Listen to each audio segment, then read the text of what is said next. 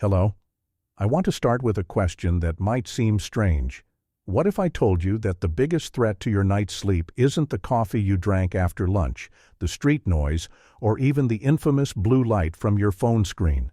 What if the real culprit is a habit you practice every single night, perhaps even believing it helps you relax and disconnect from the world? As a physician, I've spent the past few decades in my office hearing the same stories of suffering. People of all ages from all walks of life come in exhausted with hollow eyes and tell me, "Doctor, I don't know what to do anymore. I lie in bed, my body is tired, but my brain just won't shut off." In today's conversation, I implore you, stop a specific bedtime habit. I'll reveal what it is, why it's silently destroying your sleep architecture, and most importantly, how you can take back control starting today. My promise to you is that by the end of our conversation, you'll understand the biological cascade this act triggers within your brain and body. And my hope is that you'll never look at your pre-sleep moments the same way again. Because what's at stake isn't just a night's sleep. It's your health, your mental clarity, and your emotional balance the next day. Think about that feeling for a moment. You turn off the lights, your head on the pillow, your body feels heavy, exhausted after a long day. But your mind is elsewhere. It's running a marathon. It replays conversations, plans tomorrow, goes over an endless to-do list, relives a worrying news story you read. You're simultaneously tired and fully alert. It's a silent torture, a prison inside your own room. You look at the clock, 1, 2, 3 in the morning, and despair begins to set in because you know that in a few hours the alarm will go off and the cycle of exhaustion will begin again. What causes this brutal disconnect between a body begging for rest and a mind that refuses to stop? This is where the habit I need you to break comes in. The habit isn't simply using your phone or computer. It's more subtle and more dangerous than that. It's the habit of reactive cognitive engagement before bed. What a complicated name, isn't it? Let's translate. It's the act of using your last waking minutes to react to external stimuli that activate your brain in a specific way.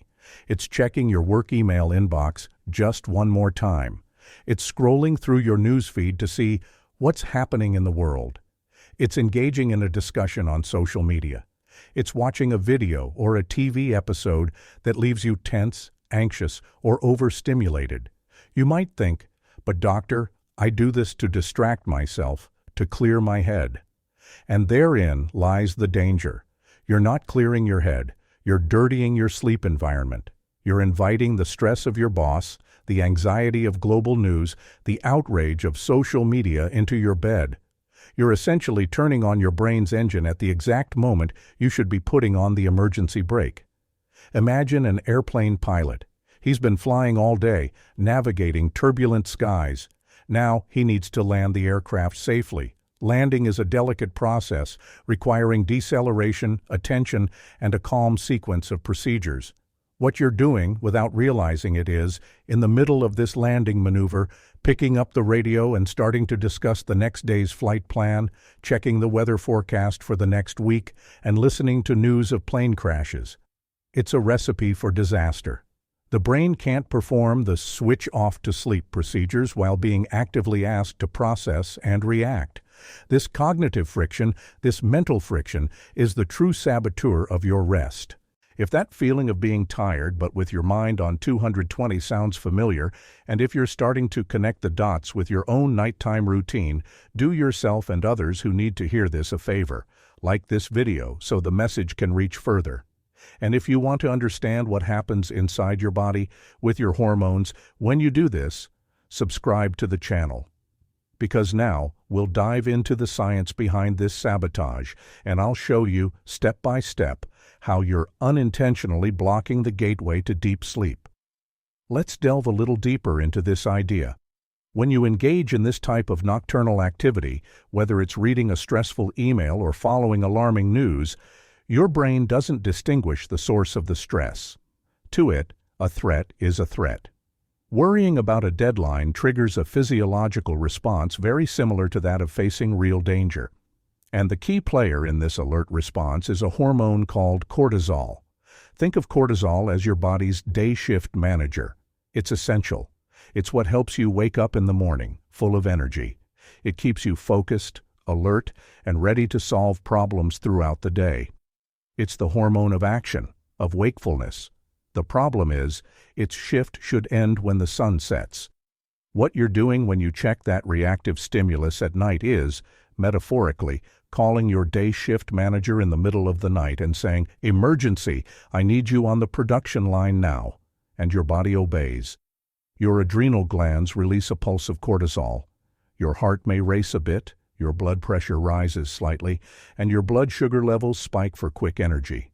You're biologically preparing to fight or flee, even as you lie comfortably in bed. You feel on, alert, because your body is flooded with the hormone designed to keep you just that, awake. Now, here's the crucial part. Sleep doesn't happen by accident. It's actively initiated by another hormone, melatonin. Melatonin is our night conductor. It's the one who steps up to the podium when the light dims, takes the baton, and signals to the entire orchestra of our body that it's time to begin the symphony of sleep. It induces relaxation, a drop in body temperature, and drowsiness. Cortisol and melatonin operate like a seesaw. When one is on top, the other, by nature, must be on the bottom. They are antagonists. You can't have the day manager and the night conductor trying to conduct the orchestra at the same time. The result would be chaos. And that's exactly the chaos you create in your body. By triggering a cortisol spike with that nocturnal stimulus, you're actively suppressing melatonin production. You're literally sending the night conductor off the stage at the very moment you need her most. This isn't just a nice theory. Scientific studies consistently show that pre-sleep cognitive arousal, that is, overthinking or worrying before bed, is directly linked to elevated nighttime cortisol levels and a significant increase in the time it takes to fall asleep. Some research suggests that just 5 minutes of engaging with work-related material before bed can keep cortisol levels elevated for over an hour, sabotaging the window of opportunity for sleep. Let me tell you the story of a patient of mine. Let's call her Anna. Anna was an extremely dedicated and competent professional. She didn't work late and prided herself on maintaining a good work-life balance. But she had a ritual. Before turning out the light, she would grab her phone, just to make sure there weren't any emergencies at work and to mentally organize the next day. She fell asleep relatively easily around 11 p.m., exhausted. Her problem began at 3 a.m. Promptly, she would wake up with her heart racing and her mind racing, already solving work problems she didn't even know she had. What was happening to Anna was a classic late-night cortisol spike. The stimulation she gave herself before bed didn't prevent her from falling asleep initially out of pure exhaustion, but the released cortisol continued to circulate. Hours later, when sleep became lighter between cycles, this still elevated cortisol was enough to jolt her from rest and throw her mind back into high alert mode. She was unknowingly setting her own internal alarm clock for the middle of the night. Does Anna's story resonate with you? Maybe it's not your work email. Maybe it's your news feed, stock market quotes, or that suspenseful series. I'd like to invite you to reflect on this and, if you feel comfortable, share in the comments below. What's the last thing your mind engages with before you try to sleep? Your answer may not only give you clarity, but also help someone else recognize a pattern in their own life. Recognizing the enemy is the first step to defeating it. Now that we understand the hormonal mechanism, we need to talk about the consequences that go far beyond simply losing a few hours of sleep. Because when this habit becomes chronic, it doesn't just rob you of your rest time, it robs you of the quality of that rest. And this has a devastating ripple effect on your health. Sleep is not a passive state, a simple switching off. It is an active and highly structured process, which scientists call sleep architecture. Think of it like a building with different phases and floors, each with a vital function. We have light sleep, deep sleep, also called slow-wave sleep, and REM, rapid eye movement sleep. Elevated cortisol, that day manager who refuses to leave, acts like an impatient and noisy construction inspector on your nighttime construction site. It prevents workers from reaching the most important floors. It fragments sleep, creating micro-awakenings that you may not even notice, but which prevent your brain from entering and remaining in the most restorative phases. Deep sleep, for example, is the time for heavy cleaning. This is when a specialized cleaning team, the glymphatic system, kicks into action in your brain to remove toxins and metabolic waste that have accumulated during the day, including beta amyloid, a protein associated with the development of neurodegenerative diseases. If cortisol keeps the brain in a state of alert, this cleaning team can't do its job properly. Toxins accumulate.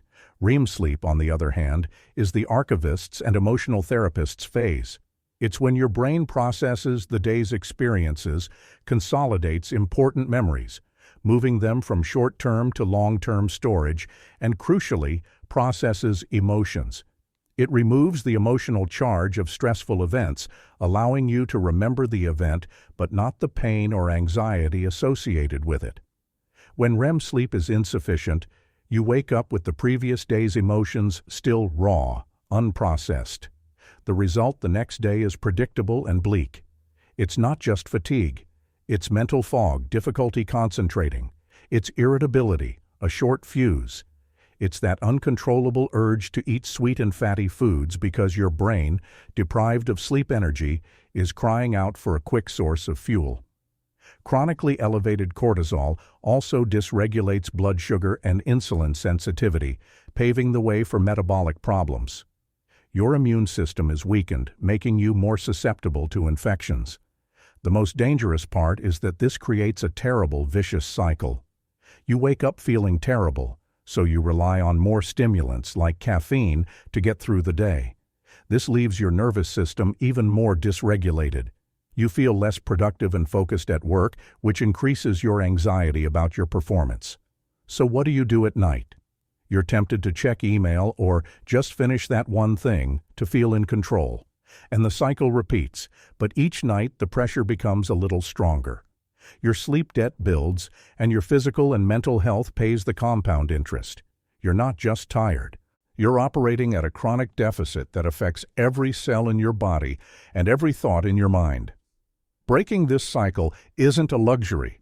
It's an urgent necessity to reclaim your life. If you're feeling a little discouraged at this point, recognizing yourself in this destructive cycle, I want you to take a deep breath, because recognition is the most powerful step. The good news is that just as you've programmed your brain for alertness, you can reprogram it for calm. The path to freedom isn't about deprivation, but about consciously creating a sanctuary for your sleep. The solution is what I call a digital sunset, or more broadly, a slowdown ritual. It's about creating a transition zone, a decompression zone between the chaos of the day and the tranquility of the night. And to be effective, this transition zone needs a clear rule. I call it the 90-minute rule. It's simple, but not easy. For at least 90 minutes before you plan to sleep, you must cease all reactive cognitive engagement.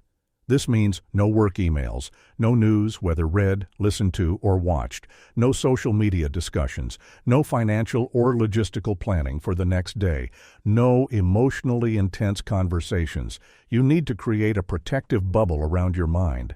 My patient's first reaction is always, "But doctor, what am I going to do for an hour and a half?" We've become so dependent on stimuli that the idea of empty time scares us. But this time isn't empty. It should be filled with sleep-permitting activities. Activities that signal to your body and brain that the day's journey is over and safe landing is authorized. Let's create a menu of options for this ritual. You don't have to do them all, but find one or two that work for you. First, engage your senses in a calming way. A warm bath or hot shower is one of the most powerful sleep inducers out there, and the secret isn't the heat itself, but the drop in body temperature that occurs when you get out of the bath. This drop is a strong signal for the brain to start producing melatonin. Add a few drops of lavender or chamomile essential oil to the room. Play some calming instrumental music without lyrics, so your mind doesn't try to process the words. Second, occupy your hands to calm your mind. Reading a physical book is fantastic. The soft light of a lamp is much less harmful than the direct light of a screen. And opt for fiction. Nonfiction, especially about work or self-help, can put your mind back into problem-solving mode. A good story transports you to another world, disengaging you from your own worries. Other manual activities like knitting, drawing, a simple puzzle, or even organizing something methodically can be incredibly meditative. Third, practice externalizing your thoughts. One of the most effective tools I recommend is the brain dump. Grab a notebook and for 10 minutes, write down everything that's on your mind. Worries, tasks, ideas. Get everything out of your head and onto paper. The physical act of writing frees the brain from the responsibility of remembering it all. Close the notebook and symbolically close the door to those worries until the next morning. I remember another patient, Mark. His addiction was the news. He would scroll through the news feed for hours in bed, feeling a mix of civic obligation and growing anxiety. He slept poorly and woke up irritable and pessimistic. Implementing the 90-minute rule was a challenge for him. He traded his cell phone for a stack of old novels he'd never had time to read. The first few nights he felt an itch to pick up the phone, a veritable information withdrawal syndrome. But he persisted. After a week, something changed. He told me, "Doctor, not only am I sleeping like a teenager again, but I've also noticed that my nights have become the most enjoyable part of my day. I've rediscovered the pleasure of silence and stories. Now it's my duty as a physician to add a note of caution." While these strategies are transformative for the vast majority of people whose insomnia is caused by habits and stress, they are not a substitute for a thorough medical evaluation. If your insomnia is chronic and severe, if you snore loudly, gasp, or stop breathing during the night, which may indicate sleep apnea, or if you believe your insomnia is linked to deep depression or anxiety, it's absolutely crucial that you seek medical advice. This guidance is intended to empower you, not replace a proper diagnosis. As you can see, restoring a healthy sleep cycle is like conducting a delicate orchestra. You need to manage the light your eyes see, calm your nervous system, create a wind-down ritual, and ensure your internal biology is functioning properly. You need cortisol to calm down, melatonin to appear at the right time, and your body temperature to drop. My patients often tell me, "Doctor, I understand the theory. I know what I need to do, but putting all these pieces together, night after night, consistently, feels like a second job. It's complicated. I wish there was a way to support my biology on the inside while I work to fix my habits on the outside." They're absolutely right to think so. The frustration is legitimate. That's why a truly comprehensive sleep solution can't focus on just one aspect. It needs to work synergistically. Consider the criteria for ideal support. It should help modulate the stress response, so cortisol doesn't dominate the night. It should support the body's natural melatonin production, rather than simply providing an artificial dose that can create dependence or not work in the long term, and it should provide the essential nutrients that the brain and body use as raw materials for nighttime relaxation and repair. Above all, it needs to be safe, gentle, and non-habit forming. That's precisely why, after years of clinical research and observing what actually works in practice to break patients out of the vicious cycle of insomnia, I've come to recommend a fundamental approach that serves as a foundation for all these other habit changes. It's a support protocol that helps tune your internal orchestra for sleep. Since this is a question I receive every day, my team and I did the work for you and included a direct link to the formulation I trust and recommend, both in this video description and in a pinned comment. It meets all these criteria of quality, synergy, and safety, saving you the research effort and the risk of trying dozens of ineffective or low-quality products. Consider it a right-hand man for your biology, a support that makes all the positive habits we discussed today even more powerful and easier to implement. This kind of integrated support works because it addresses the root of the hormonal seesaw problem. With ingredients that help calm the nervous system and regulate the cortisol response, you're no longer fighting such an uphill battle against alertness. And by providing the natural precursors for the synthesis of calming neurotransmitters and melatonin itself, you're giving your body the tools it needs to do the job it already knows how to do. It's crucial to understand, this isn't a magic pill that knocks you out. It's a healing accelerator. It's a catalyst that works in conjunction with your digital sunset, your relaxation routine. True transformation happens when your internal biology and your external behaviors are finally aligned, rowing in the same direction, the direction of deep restorative rest. Imagine for a moment.